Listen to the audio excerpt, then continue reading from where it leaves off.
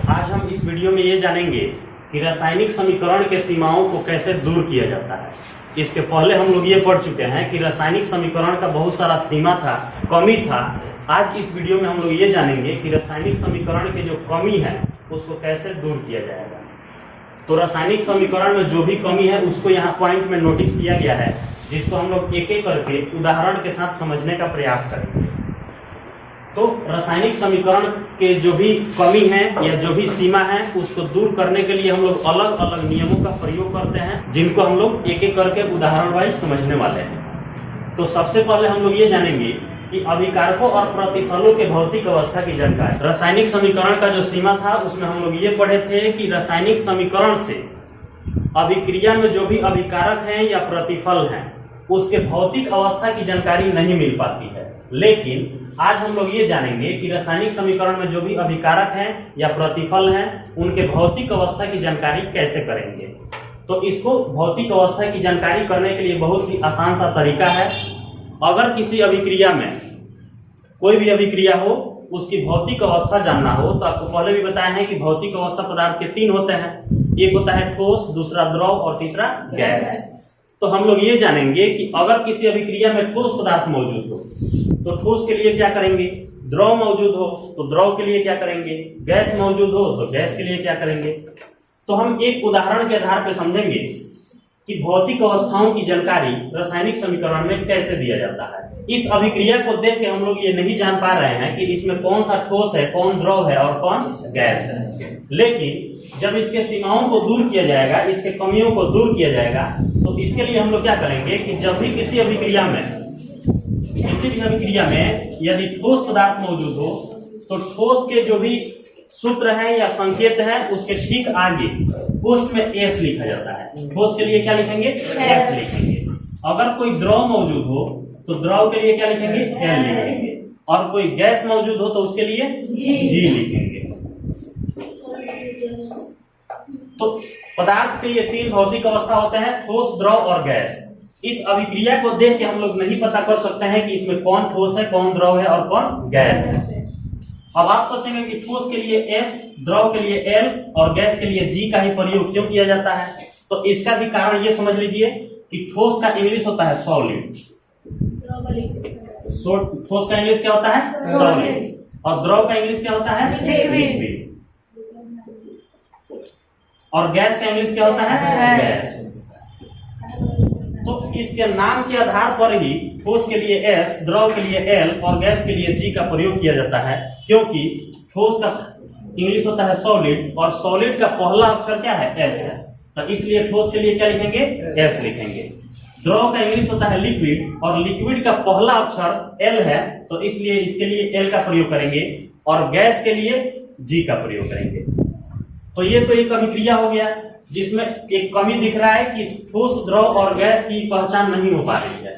लेकिन जब इसकी कमी को दूर करेंगे तो पता चल जाएगा कौन ठोस है, कौन द्रव है और कौन गैस है। तो इसका डेफिनेशन में ही आपको लिखवा चुके हैं कि जब भी किसी अभिक्रिया में ठोस पदार्थ मौजूद हो तो ठोस के संकेत या सूत्र के ठीक आगे कोष्ठ में एस का प्रयोग किया जाता है। देखिए यहाँ पे लिखे हैं। अब इस अभिक्रिया में कैल्शियम कार्बोनेट मौजूद है और कैल्शियम कार्बोनेट का सूत्र होता है CaCO3। अब अगर इसके बगल में हम कोष्ठ में S लिख देते हैं तो इससे क्या पता चलेगा कि ये कौन सा पदार्थ है, ठोस पदार्थ है। जब इसको गर्म करेंगे, इसको जब उष्मा देंगे मतलब गर्म करेंगे तो ये टूटेगा और टूट के कैल्शियम ऑक्साइड बनेगा। और कैल्शियम ऑक्साइड जो बनेगा ये भी क्या रहेगा, ठोस रहेगा। तो इसके आगे भी क्या लिखेंगे, एस लिखेंगे। और अब CO2 बनेगा, कार्बन डाइऑक्साइड बनेगा, ये क्या है, गैस है। तो इसके आगे कोष्ठ में क्या लिखेंगे, जी लिखेंगे। अब इस उदाहरण के आधार पे आपको पता चल गया होगा, जब भी समीकरण को हम लोग लिखते हैं तो उसमें भौतिक अवस्था की जानकारी करने के लिए कोष्ठ में सॉलिड के लिए एस, लिक्विड के लिए एल और गैस के लिए जी का प्रयोग किया जाएगा।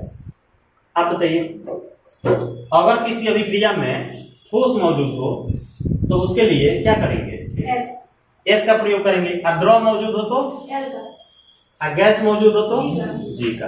तो अभी यहाँ पे क्या मौजूद है, एस मौजूद है। तो ये ठोस है कि द्रव है कि गैस है। इधर जी मौजूद है तो ये क्या है, गैस। सबको पता है कि कार्बन डाइऑक्साइड क्या होता है, गैस होता है। अब एक चीज और आपको नोट में बताए होंगे कि कभी कभी कंडीशन ये आ जाता है कि अभिक्रिया में न जलीय विलयन का प्रयोग किया जाता है। जब भी किसी अभिक्रिया में जलीय विलयन का प्रयोग किया जाए, जलीय विलयन का मतलब होता है कि जल के घोल का प्रयोग जब किसी अभिक्रिया में किया जाएगा तो उसके लिए भी प्रावधान यह है कि उसके सूत्र के ठीक आगे पोस्ट में AQ का प्रयोग किया जाता है। अब आप सोचेंगे AQ क्या है, तो AQ का पूरा नाम होता है एक्वा। जैसे आप पानी जब खरीदेंगे तो पानी के बोतल पर देखेंगे लिखा होता है एक्वा। तो एक्वा का मतलब क्या होता है कि जलीय विलयन माने जल का घोल। तो जब भी किसी अभिक्रिया में AQ का प्रयोग करेंगे तो इसका मतलब कि उसमें किसका प्रयोग किया गया है, जलीय विलयन। एक अभिक्रिया के आधार पर हम लोग ये जानेंगे कि AQ का प्रयोग कहाँ किया जाता है। तो अभिक्रिया हम लोग कराएंगे जिंक की अभिक्रिया। जिंक की अभिक्रिया किससे कराएंगे, सल्फ्यूरिक अम्ल से कराएंगे। जिंक की अभिक्रिया सल्फ्यूरिक अम्ल से जब कराएंगे तो क्या बनेगा, जिंक सल्फेट। और क्या बनेगा, हाइड्रोजन गैस बनेगा। तो इसमें हमको ये पता नहीं चल रहा है कि इसमें कौन जलीय विलयन है, कौन ठोस है, कौन द्रव है, कौन गैस है। पता चल रहा है, नहीं पता चल रहा है। लेकिन जैसे ही इसके कमियों को दूर किया जाएगा, इसके सीमाओं को दूर किया जाएगा, तो हमको पता चल जाएगा कि कौन इसमें द्रव है, कौन गैस है, कौन जलीय विलयन है। जैसा जिंक है तो जिंक क्या हो जाएगा, ठोस हो जाएगा। H2SO4 सल्फ्यूरिक अम्ल, ये हो जाएगा जलीय विलयन। इसके लिए क्या लिखेंगे, AQ का प्रयोग करेंगे। और ZnSO4 ये क्या हो जाएगा, ये भी हो जाएगा AQ। और H2 क्या हो जाएगा, गैस हो जाएगा। तो इस अभिक्रिया से हमको ये पता चल रहा है कि जब भी किसी अभिक्रिया में जलीय विलयन मौजूद हो, उसके आगे पोस्ट में AQ लिखा होगा, तो हम लोग ये समझ जाएंगे कि वो पदार्थ क्या है, जलीय विलयन है। क्योंकि जलीय विलयन को दर्शाने के लिए किसका प्रयोग किया जाता है, AQ का प्रयोग किया जाता है। और AQ का पूरा नाम क्या होता है, एक्वा। समझ गया। अब हम लोग ये जानेंगे ऊष्माक्षेपी और ऊष्माशोषी अभिक्रिया की जानकारी कैसे देते हैं। तो आपको पहले भी बताया जा चुका है कि जब भी किसी अभिक्रिया में ऊष्मा उत्पन्न हो रहा होगा तो उसको ऊष्माक्षेपी अभिक्रिया कहेंगे, और जिसमें ऊष्मा की आवश्यकता पड़ रहा हो तो उसको ऊष्माशोषी कहेंगे। तो इसको जानकारी देने के लिए हम लोग क्या करेंगे कि जब भी किसी समीकरण में ऊष्मा उत्पन्न हो रहा हो, जब भी ऊष्मा उत्पन्न हो रहा हो तो प्रतिफल के ठीक बाद प्लस ऊष्मा का प्रयोग करेंगे। और जब भी किसी अभिक्रिया में ऊष्मा की आवश्यकता पड़ रही हो तो उसके लिए अभिकारक के ठीक बाद, अभिकारक के ठीक बाद और तीर के पहले प्लस ऊष्मा का प्रयोग करेंगे। जैसे जब भी किसी अभिक्रिया में ऊष्मा उत्पन्न हो रहा हो तो ऊष्माक्षेपी उसी को कहेंगे जब अभिक्रिया में ऊष्मा उत्पन्न होगा।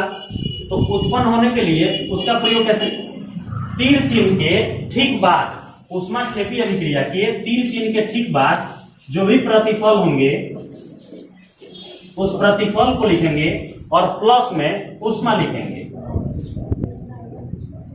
प्लस ऊष्मा लिखेंगे, कब लिखेंगे, जो प्रतिफल होगा उसको लिखेंगे और उसके ठीक बाद लिखेंगे प्लस ऊष्मा। इसका मतलब कि उसमें ऊष्मा भी बन रहा है। और जब भी किसी अभिक्रिया में ऊष्मा का अवशोषण होता हो, इसका मतलब कि ऊष्मा शोषी जब हो रहा हो, तो ऊष्मा शोषी के लिए क्या करते हैं कि जब भी अभिकारक होता है और तीर के ठीक पहले प्लस ऊष्मा का प्रयोग किया जाएगा। तो दोनों में अंतर समझिए। ऊष्माक्षेपी जब रहेगा तो उसके लिए क्या करेंगे कि प्रतिफल के ठीक बाद ऊष्मा का प्रयोग करेंगे, और जब भी ऊष्मा शोषी रहेगा तो अभिकारक के ठीक बाद और तीर चिन्ह के पहले प्लस ऊष्मा का प्रयोग करेंगे। तो अब हम लोग एक एक करके उदाहरण के आधार पर समझेंगे कि कौन ऊष्माक्षेपी है और कौन ऊष्माशोषी है। तो ऊष्माक्षेपी का उदाहरण ये होगा कि अगर हम कार्बन की अभिक्रिया ऑक्सीजन से कराएंगे तो कार्बन डाइऑक्साइड बनेगा और प्लस में क्या बनेगा, ऊष्मा बनेगा। तो इस अभिक्रिया में हम क्या लिखे हैं, कार्बन डाइऑक्साइड और प्लस ऊष्मा लिखे हैं। इसका मतलब कि प्रतिफल कार्बन डाइऑक्साइड और प्रतिफल के ठीक बाद प्लस ऊष्मा जब रहेगा तो उसको कौन सा अभिक्रिया कहेंगे, ऊष्माक्षेपी। क्या कहेंगे, ऊष्माक्षेपी। तो इस अभिक्रिया के आधार पर हम लोग ये जाने कि ऊष्माक्षेपी को कैसे दर्शाएंगे। अब हम लोग समझेंगे कि ऊष्माशोषी अभिक्रिया को कैसे दर्शाएंगे। नाइट्रोजन ऑक्सीजन के साथ जुड़कर, तो इस अभिक्रिया के आधार पर हम लोग ये जानेंगे कि इसमें ऊष्मा का अवशोषण हो रहा है, क्योंकि ये कौन सा अभिक्रिया होगा, ऊष्माशोषी होगा।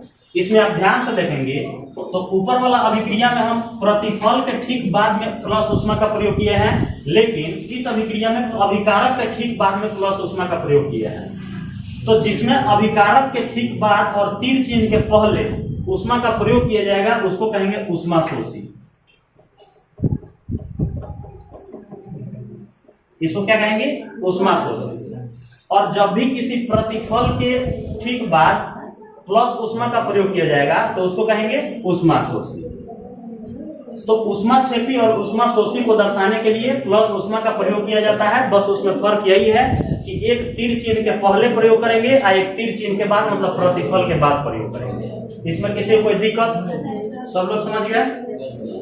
अब हम लोग ये जानेंगे कि किसी भी क्रिया में अगर गैस की उत्पत्ति हो रही हो, गैस का उत्सर्जन हो रही हो, तो उसके लिए समीकरण में कैसे दर्शाएंगे। क्योंकि अभिक्रिया में तो हम लोग बोल के पता कर सकते हैं कि किसकी अभिक्रिया किससे कराएंगे तो कौन सा गैस बनेगा। जैसे अगर हम उदाहरण की बात करें कि किसी भी धातु की अभिक्रिया जब किसी अम्ल से कराएंगे तो हाइड्रोजन गैस जरूर बनेगा। तो हाइड्रोजन गैस ये तो अभिक्रिया बोल के हम लोग समझ सकते हैं, लेकिन जब भी उसको समीकरण के रूप में लिखेंगे तो उसमें गैस को कैसे दर्शाया जाएगा। जैसे मैग्नीशियम एक धातु हो गया और इसकी अभिक्रिया हम लोग कराएंगे सल्फ्यूरिक अम्ल से। मैग्नीशियम एक धातु हो गया और इसकी अभिक्रिया सल्फ्यूरिक अम्ल से कराएंगे तो मैग्नीशियम सल्फेट बनेगा और हाइड्रोजन गैस बनेगा। मैग्नीशियम की अभिक्रिया सल्फ्यूरिक अम्ल से कराएंगे तो मैग्नीशियम सल्फेट बनेगा और हाइड्रोजन गैस बनेगा।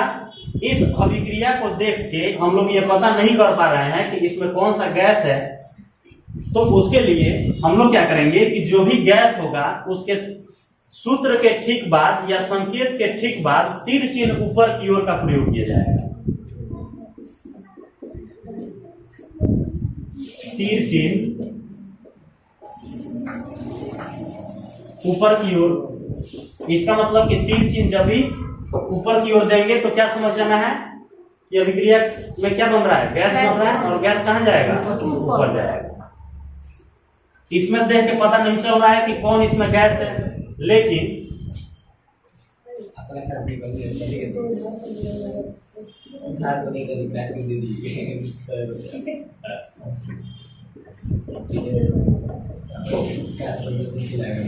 लेकिन जब इसके सीमाओं को दूर किया जाएगा, जब इसके कमी को दूर किया जाएगा तो हमको पता चल जाएगा कि कौन इसमें गैस है। क्योंकि नियम ये कहता है कि जब भी किसी सूत्र के आगे तीर चिन्ह ऊपर की ओर दिया जाएगा तो समझ जाना है कि वो क्या है, गैस है। तो यहाँ हाइड्रोजन के ठीक आगे क्या दिए हैं, तीर चिन्ह ऊपर की ओर, तो हाइड्रोजन क्या है, गैस है कि नहीं है, हाइड्रोजन गैस है। तो इसलिए हम लोग समझ जाएंगे कि हाइड्रोजन क्या है, गैस है और वो ऊपर की ओर जाएगा। तो अगला हम लोग ये जानेंगे अवक्षेप बनने की जानकारी। यदि किसी अभिक्रिया में अवक्षेप बन रहा हो तो समीकरण में उसकी जानकारी कैसे प्राप्त करेंगे। तो अवक्षेप आपको बता चुके हैं कि अवक्षेप एक प्रकार का ठोस पदार्थ है जो कुछ कुछ अभिक्रिया में विलयन से पृथक हो जाता है, माने विलयन से अलग हो जाता है। यह सफेद रंग का होता है। तो अगर किसी अभिक्रिया में अवक्षेप बन रहा हो तो उसकी जानकारी करने के लिए समीकरण में क्या करते हैं कि अवक्षेप के सूत्र के ठीक आगे तीर चिन्ह नीचे की ओर प्रयोग करते हैं। जैसे गैस के लिए तीर चिन्ह ऊपर की ओर प्रयोग करते हैं, लेकिन अवक्षेप के लिए तीर चिन्ह नीचे की ओर प्रयोग करते हैं। जैसे सिल्वर नाइट्रेट की अभिक्रिया हाइड्रोक्लोरिक अम्ल मतलब HCl से कराने पर क्या बनेगा, सिल्वर क्लोराइड बनेगा। और क्या बनेगा, नाइट्रिक अम्ल। इस अभिक्रिया के आधार पर हम लोग ये जानेंगे कि जब भी किसी अभिक्रिया में अवक्षेप बन रहा हो तो उसके लिए हम लोग समीकरण में जानकारी कैसे देंगे। तो उसके लिए सिंपल सा उपाय है कि तीर चिन्ह नीचे की ओर प्रयोग करेंगे। यहाँ अभिक्रिया लिखे हैं कि जब भी हम लोग सिल्वर नाइट्रेट की अभिक्रिया AgNO3 को हम लोग कहते हैं सिल्वर नाइट्रेट और HCl को कहते हैं हाइड्रोक्लोरिक अम्ल, जब इन दोनों के बीच अभिक्रिया होगी तो सिल्वर क्लोराइड का सफेद अवक्षेप प्राप्त होगा दही जैसा। और लास्ट में क्या बनेगा, HNO3 मतलब नाइट्रिक अम्ल बनेगा। यहाँ नीचे सबके नाम लिख दिए हैं ताकि आप लोग को पता चल सके कि किसका सूत्र कौन सा है, किसका क्या नाम है। इसलिए सबके नीचे हिंदी में हम लिख दिए हैं, पता चल जाएगा कि कौन क्या है। तो इसको देख के हम लोग को पता नहीं चल रहा है कि इसमें कौन सा अवक्षेप बन रहा है, लेकिन जैसे ही अवक्षेप के सूत्र के ठीक आगे तीर चिन्ह नीचे की ओर प्रयोग करेंगे तो हमको समझ जाना है कि वो क्या है, अवक्षेप है। जैसे सिल्वर नाइट्रेट की अभिक्रिया हाइड्रोक्लोरिक अम्ल से कराए हैं तो सिल्वर क्लोराइड का अवक्षेप बना है। इससे हमको ये पता चल रहा है कि तीर चिन्ह यहाँ नीचे की ओर दिया है, तो तीर चिन्ह जब नीचे की ओर देंगे तो यही क्या हो जाएगा, अवक्षेप हो जाएगा। देखिए यहाँ पे लिखे भी है सिल्वर क्लोराइड का क्या हो जाएगा, ये अवक्षेप हो जाएगा। तो इस अभिक्रिया के आधार पर हम लोगों ने ये समझा कि जब भी किसी अभिक्रिया में अवक्षेप बनता है तो समीकरण में उसकी जानकारी देने के लिए अवक्षेप के सूत्र के ठीक आगे तीर चिन्ह नीचे की ओर प्रयोग करते हैं। सबको समझ में आ गया? किसी को कोई दिक्कत? अब हम लोग जानेंगे अभिक्रिया के शर्तों की जानकारी। अभिक्रिया के शर्तों की जानकारी का अर्थ ये हुआ कि कभी कभी अभिक्रिया कुछ शर्त के साथ होती है। जैसे कुछ अभिक्रिया विस्फोट के साथ होती है, कुछ अभिक्रिया को गर्म किया जाएगा तब अभिक्रिया होगा, कुछ अभिक्रिया को ठंडा किया जाएगा तब अभिक्रिया होगा, कुछ अभिक्रिया में उत्प्रेरक की जरूरत पड़ेगी तब अभिक्रिया होगी। तो उसकी जानकारी हम लोग करने के लिए समीकरण में क्या करते हैं, वही तीर चिन्ह मौजूद होता है। उसके ऊपर या उसके नीचे जब भी उसमें किसी उत्प्रेरक का जरूरत पड़ेगा तो उत्प्रेरक को या तो ऊपर लिखिए या नहीं तो तीर चिन्ह के नीचे लिखिए। इसमें दाब की जरूरत पड़ेगी तो या तो दाब को ऊपर लिखिए या नीचे लिखिए। ताप की जरूरत पड़ेगी तो ताप को ऊपर लिखिए या नीचे लिखिए। सांद्रण की जरूरत पड़ेगी तो ऊपर लिखिए या नीचे लिखिए। तो जब भी किसी अभिक्रिया में शर्तों की जानकारी को दर्शाना होता है तो तीर चिन्ह के ऊपर या नीचे उसको लिख के तब दर्शाते हैं कि इसमें किस चीज की जरूरत है। तो जब हम लोग गर्म करेंगे तो वह टूट के कैल्शियम ऑक्साइड बनाएगा और कार्बन डाइऑक्साइड बनाएगा। तो इसमें हम देखिए यहाँ पे लिखे हैं गर्म, तो गर्म के जगह पे उष्मा भी लिख सकते हैं, उष्मा के जगह पे ताप भी लिख सकते हैं। तो जब भी हम लोग इसको कैल्शियम कार्बोनेट को गर्म करेंगे तो ये टूटेगा और टूट के कैल्शियम ऑक्साइड में बदलेगा और कार्बन डाइऑक्साइड में बदलेगा। तो हम लोग जो भी शर्त होता है उसको तीर चिन्ह के ऊपर या तीर चिन्ह के नीचे दर्शाते हैं। शर्त का मतलब जैसे हम लोग भी पहले शर्त लगाते थे, जब हम लोग छोटे थे उस समय भी शर्त लगाते थे कि अगर हमको घर से 5 रुपया मिलेगा तो पढ़ने जाएंगे, नहीं मिलेगा तो नहीं जाएंगे। शर्त लगाते थे ना। इसके अलावा आपके माँ बाप भी आपसे शर्त लगाते होंगे कि मैट्रिक की परीक्षा में 80% आएगा तो नया साइकिल खरीदेंगे, नहीं आएगा नहीं किनेंगे, पता है ना। इसके अलावा घर में जब शादी पड़ गया या अगल बगल में शादी पड़ गया तो लड़के सब माँ बाप से शर्त लगा देंगे कि नया टी-शर्ट और जींस खरीदिएगा, आएगा जूता खरीदिएगा तब बाराती जाएंगे, नहीं खरीदिएगा नहीं जाएंगे। तो इस तरह से शर्त होता है। अभिक्रिया में भी बहुत सारा शर्त होता है। जैसे कैल्शियम कार्बोनेट को जब तक गर्म नहीं करेंगे तब तक कैल्शियम ऑक्साइड और कार्बन डाइऑक्साइड नहीं बनेगा। तो ये इसका शर्त हो गया। तो इस तरह से हम लोग इस उदाहरण के आधार पर ये जाने कि किसी भी रासायनिक अभिक्रिया में जो शर्त होते हैं उसको दर्शाने के लिए किसका प्रयोग किया जाता है। सबको समझ में आ गया?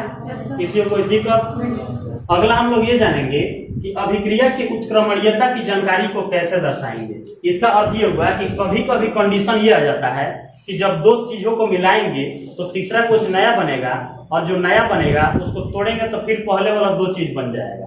तो जब भी किसी रासायनिक अभिक्रिया में उत्क्रमणीयता की जानकारी देनी होती है तो उसके लिए समीकरण में दो विपरीत दिशाओं में, माने तीर, जो भी हम लोग समीकरण में तीर चिन्ह देते हैं तो दो तीर चिन्ह का प्रयोग करेंगे, वो भी विपरीत दिशाओं में। विपरीत दिशा क्या होता है समझिए, एक तीर चिन्ह इधर से रहेगा और दूसरा तीर चिन्ह इधर से रहेगा। इसका मतलब कि ये इधर से उधर जा सकता है और वो इधर से इधर आ सकता है। तो दो विपरीत दिशाओं में तीर चिन्ह का प्रयोग करेंगे किसके लिए, जब भी किसी रासायनिक अभिक्रिया में उत्क्रमणीयता को दर्शाना होता है। उदाहरण समझिए, जब भी किसी नाइट्रोजन को हाइड्रोजन के साथ अभिक्रिया कराएंगे या नाइट्रोजन हाइड्रोजन से संयोग करेगा तो क्या बनेगा, अमोनिया बनेगा। और फिर इस अमोनिया को जब तोड़ेंगे, जब ये अमोनिया टूटेगा तो फिर से नाइट्रोजन और हाइड्रोजन अलग अलग हो जाएंगे। इसका मतलब कि नाइट्रोजन और हाइड्रोजन ये दोनों मिलके अमोनिया बना रहे हैं। अब फिर इस अमोनिया को जब तोड़ेंगे तो हाइड्रोजन और नाइट्रोजन बन जाएगा। तो इसको बोलते हैं उत्क्रमणीयता। मतलब कि दो मिलके और तीसरा नया बनाए और तीसरा को तोड़ेंगे तो फिर दो पहले वाला बन जाए। तो ये क्या होता है? उत्क्रमणीयता की जानकारी। और समीकरण में इसकी जानकारी कैसे देते हैं? दो विपरीत दिशाओं में तीर चिन्ह का प्रयोग करते हैं। तो आशा करता हूं कि आपको इन 6 पॉइंटों के बारे में बढ़िया से समझ में आया होगा और रासायनिक समीकरण के सीमाओं को कैसे दूर किया जाएगा, कमियों को कैसे दूर किया जाएगा, यह भी समझ में आया होगा। आपके मन में अगर कोई डाउट है, कोई कंफ्यूजन है, कोई समस्या है तो कमेंट सेक्शन में पूछ सकते हैं। मिलेंगे नेक्स्ट वीडियो में, तब तक के लिए जय हिंद।